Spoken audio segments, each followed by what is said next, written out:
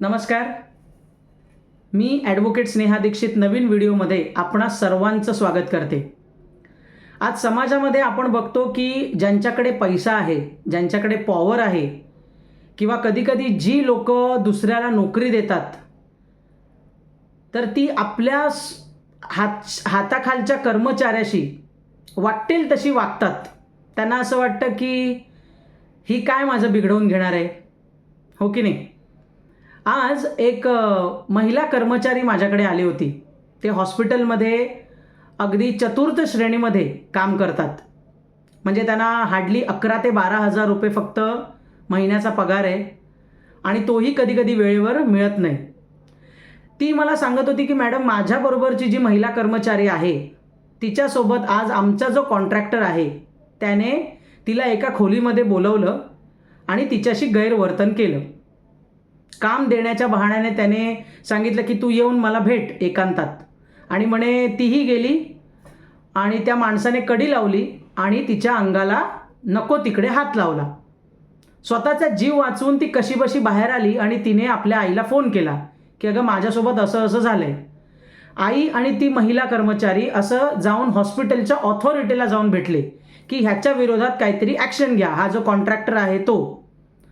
आता कॉन्ट्रॅक्टरच्या खिलाफ जायचं कसं, कारण तो आमचे पगार थांबवेल आणि आमची सगळ्यांची पोटं या पगारावर आहेत. म्हणून बाकीचे जे कर्मचारी आहेत ते कुठेतरी तिला प्रेशर करतायत की तू कंप्लेंट करू नकोस.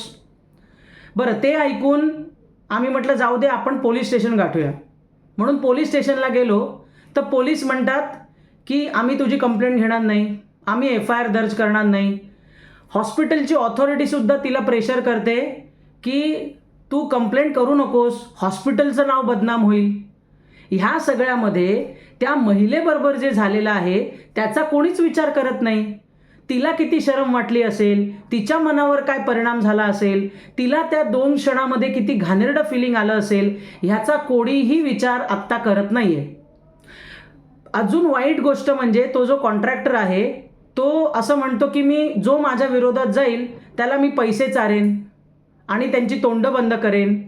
मग तो इथे असंही म्हणतो की बाई अगं किती पैसे मागायचे असतील ते माग, पण कंप्लेंट करू नको, कारण माझं नाव जर या महिलांच्या प्रकरणामध्ये खराब झालं तर माझी उरलेली जी 3 वर्षाची नोकरी आहे त्याच्यावर काहीतरी प्रॉब्लेम येईल. म्हणजे जो तो आपापली पोळीवर तूप कसं पडेल हे बघतोय, परंतु ती जी ॲक्च्युअल महिला आहे जिच्यासोबत हा प्रसंग घडलाय तिचा विचार ह्या कोणीही करत नाहीये. सगळे आपापल्या ठिकाणी बरोबर असले तरी अशा ज्या चतुर्थ श्रेणीतल्या बायका आहेत किंवा ज्यांचा पगार स्केल कमी आहे आणि ज्यांच्या हातामध्ये पॉवर आणि ज्यांच्या हातामध्ये पैसा खुळखुळतो ते लोक कसा ह्यांच्यावर दबाव टाकतात याचं हे ज्वलंत उदाहरण आहे.